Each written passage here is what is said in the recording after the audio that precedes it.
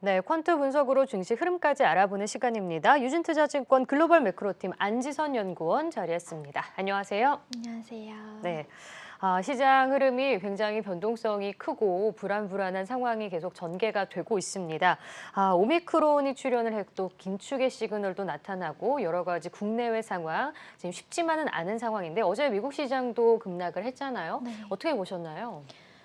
일단 오미크론 출현 이후 글로벌 증시가 굉장히 요동치고 있는데요. 하루 건너 하루 이제 상승과 하락을 반복을 하고 있습니다. 어제 국내 증시도 전전일 하락이 무색할 만큼 올랐잖아요. 네. 그래서 오늘 새벽 미국 증시에서 미국에서 오미크론 환자가 처음으로 발생했다는 소식에 급락세를 보였는데요. 예상보다 증상이 심하지 않다는 보도에도 이제 오미크론을 둘러싼 불안감이 지속되고 있는 것으로 보고 있습니다. 네. 하지만 각국의 여행 제한 조치를 보면은 미국의 경우에는 오미크론이 발생하지 않은 남부 아프리카 국가들 입국자를 제한하면서도 실제 오미크론 발생 중인 일부 유럽 국가들에 대해서는 입국 제한을 하지 않고 있습니다. 이제 이렇게 시장이 불안해하는 이유는 오미크론 자체보다는 정부 대응에 따른 이제 불확실성이 적지 않기 때문인데요. 11월부터 연준의 자산 매입 축소, 즉 테이퍼가 진행된 상황도 이제 테이퍼가 주식시장을 하락시키는 직접적인 요인은 아니었습니다. 그렇지만 이 변동성을 키우는 요인으로 작용한 것은 분명하게 드러났다고 보고 있고요. 지금 현재는 막연히 불안감이 굉장히 큰 상태입니다. 미 국채 장단기 금리 차도 재차 확대되며 이제 성장주에서 가치주 그리고 리오프닝 관련주가 재차 빠르게 회복할 가능성이 높다고 보고 그러니까 있고요. 성장주보다 이쪽으로 리오프닝이나 네. 가치주 쪽으로요? 네네. 네. 그리고 오미크론 때문에 주식 비중을 줄이거나 할 필요는 저는 없어 보인다고 생각을 하고 있습니다. 네, 역발상적으로 오미크론이 코로나19 팬데믹의 오메가, 즉 엔데믹의 시작을 알리는 신호탄이 될 가능성에도 좀 주목할 필요가 있다. 그러니까 이렇게 판단하고 오미크론으로 있고요. 인해서 오히려 코로나가 종식될 시그널이 나올 수도 있다라고 보고 계신 네. 건가요? 그렇군요. 그런데 이제 계속 뉴스에 집중할 수밖에 없는 시장인 것 같습니다. 그렇기 때문에 이제 변동성 지수, 이 빅스 지수라고 하죠. 금요일에 50% 넘게 올랐었고, 또 어제도 10% 넘게 오르면서 30 위로 올라왔더라고요. 네. 그래서 이제 시장이 계속 불안하다라는 걸 알고 있는데, 앞으로 시장이 회복할 수 있을지 이게 좀 관건인 것 같습니다. 어떻게 보고 계신가요? 네. 미국 변동성 지수가 지난 금요일 날 18.6에서 음, 28.6으로 한 50% 이상 네네. 급등을 했거든요. 근데 이렇게 하루에 30% 이상 급등하는 경우는 굉장히 흔하지 않은 음. 이벤트였습니다.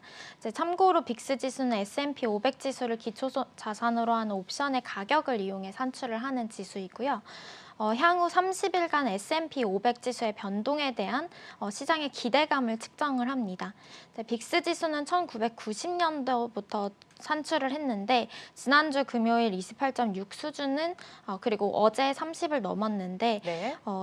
1990년 이후 상위 10% 정도에 해당할 음. 정도로 굉장히 높은 수준이었고요.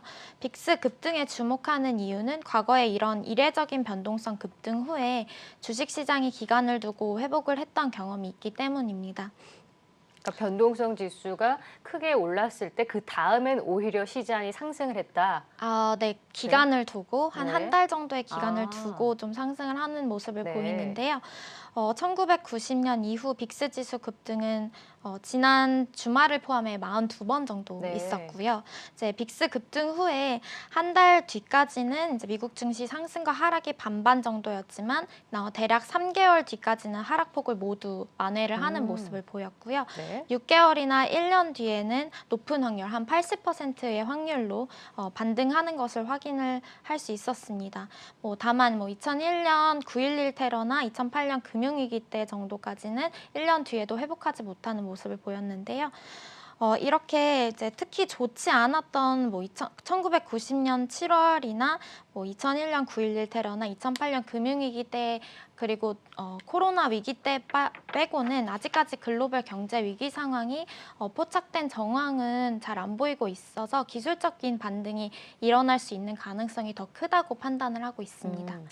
그렇다면 우리 시장으로 조금 더 자세히 들어가서 내년에 코스피 시장 흐름은 어떻게 전망하는지 궁금해요. 또 최근에 반도체 쪽 다시 올라오고 있고 네. 또 수출 지표가 어제 굉장히 잘 나오지 않았습니까? 네. 그에 따라서 이제 반도체나 자동차나 아니면 철강이나 이런 경기 민감주 쪽으로 매기가 다시 실리는 게 아닌가라는 시각도 있던데 어떻게 네. 보고 계신가요? 네, 저도 그런 식으로 보고 있고요. 이제 코스피 현재 상황 조금 점검을 해보았는데 네. 2021년 실적 리뷰나 2022년 실적 전망을 살펴보면 올해 5월부터 이어졌던 피크아웃 우려와는 달리 내년 코스피 이익 성장률이 급격하게 하향 조정되는 모습은 보이지 않고 있습니다. 네. 네, 2022년 코스피 영업이익은 250조 원 정도로 예상을 하고 있고요. 이건 한 7.5% 정도 YOY 성장률을 보이고 있는 거고 업종별로는 소프트웨어, 미디어 교육, 소매 유통, IT 가전, IT 하드웨어 순으로 성장률이 높은 것으로 추정되고 있습니다. 코스피 밸류에이션은 현재 12개월 포드 PE 기준으로 10.6배고요. 네. 트레일링 PB는 한 배 수준으로 이제 형성이 되고 있는데요. 국내 지수 밸류에이션 매력도는 굉장히 높은 편이라고 볼 수 있습니다. 다만 국내 지수가 반등하기 위해서는 꼭 필요한 수급적인 측면에서의 모멘텀이 좀 보이지 않고 있는데요. 그간 코스피 상승세를 주도하던 개인의 거래량이 연초 대비 56% 감소했습니다. 최근 보이는 기관의 순매수세나 외국인의 순매수세도 그렇게 크지는 않고요. 기관의 순매수세 같은 경우에는 금융투자 비중이 높아서 단기적인 자금일 가능성이 높아서 이제 수급 모멘텀이 아직 보이지 않는다고 판단하고 있습니다. 이 모멘텀이 조금 나아진다면 그리고 반도체 위주의 상승세가 나온다면 지수 상승을 좀 예상을 해볼 수 있다 이렇게 판단하고 있고요. 이렇게 코스피 방향성이 뚜렷하지 않은 시장에서 매크로 지표에 좀 더 이목이 끌리고 있는 것 같습니다.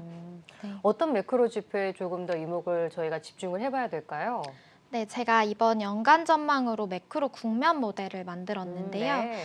사실 코로나 이후 매크로 국면 모델이 워킹하지 않으면서 이제 외면되는 경우가 많았는데 모멘텀 장세가 아니라 지수가 박스권 장세에 들어선 지도 벌써 6개월 정도 되었기 때문에 다시 매크로 국면 모델이 설명력을 지닐 수 있겠다고 판단을 하고 있습니다.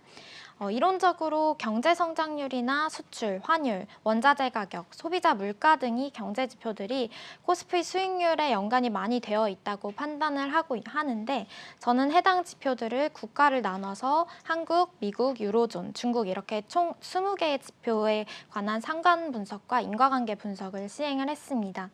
먼저 상관관계 분석을 통해 변수 간의 관계 여부를 검증을 했고 그리고 이걸 바탕으로 인과 분석을 해서 회귀 분석 기초에 이용을 했습니다. 인과관계 분석 중에서도 그레인저 커절리티 분석 방법을 좀 사용을 했는데 GDP 성장률이나 소비자 물가, 환율의 경우에는 상관관계나 인과관계가 좀 낮은 것으로 파악이 되었고 수출이나 원자재 가격 같은 경우에는 상관관계랑 인과관계가 둘 다 높은 것으로 나타났습니다. 이외에 매크로 지표 총 697개를 같은 방식으로 분석을 해서 코스피 상승률과 관련이 높은 지표들 19개를 찾아서 이 매크로 지표 19개 대상으로 유사 국면을 찾았습니다. 유사 국면에서 성과가 좋았던 팩터들로 포트폴리오를 구성을 했는데요. 해당 국면에서 좋았던 스타일은 중소형 가치 스타일, 그리고 좋았던 업종은 금융이나 필수 소비재, 소재 업종이 좋았던 것으로 초과 성과가 좋았던 것으로 나타났습니다. 그렇다면 이 매크로 국면 모델을 통해서 또 체크한 종목도 어떤 종목이 나올지 궁금한데 네. 마지막으로 유망주는 어떤 종목을 보고 계신가요? 네, 유망주는 저는 후성을 오늘은 가져와 봤는데요. 네. 말씀드린 매크로 모델에서 사용한 팩터는 한 10개 정도인데 네. 퀀트 모델 스코어링 점수가 높은 종목은 후성이었고요. 그리고 펀더멘털인 측면에서도 2022년 2차 전지 소재 피어 평균 40배인 데에 비해서 후성이라는 종목은 19배 수준으로 밸류에이션 매력도가 있어 보였습니다. 그리고 전방 2차 전지 고객사인 미국이나 유럽에 대규모 투자를 단행을 했고 LIPF6 증설 가능성이 확대되고 있는데 이렇게 대규모 증설이나 반도체 소재 다각화의 수혜로 수혜 종목으로 중장기 어닝 모멘텀을 확보하는 종목으로 아까 말씀드린 중소형 가치주에 해당되는 종목으로 보고 이제 추천드리도록 하겠습니다. 네, 후성 같은 경우에는 최근에 대주주 매도 이슈가 좀 크게 작용을 하면서 주가가 좀 하락세가 나타나기도 했는데 네네. 이 점은 어떻게 리스크 관리를 해야 될까요? 네, 그래서 좀 이렇게 단기적인 급락세가 나왔을 때 네. 이제 좀 밸류에이션이 매력도가 있을 때 좀 저가 매수 방법으로 좀 추천을 드리고 있고요. 이런 네. 이슈가 잠잠해졌을 때 좀 매수하는 걸 추천을 드리고 있습니다. 네, 알겠습니다. 네, 지금까지 콘트롤본 증시 유진투자증권 글로벌 매크로팀 안지선 연구원과 함께 했습니다. 고맙습니다. 감사합니다.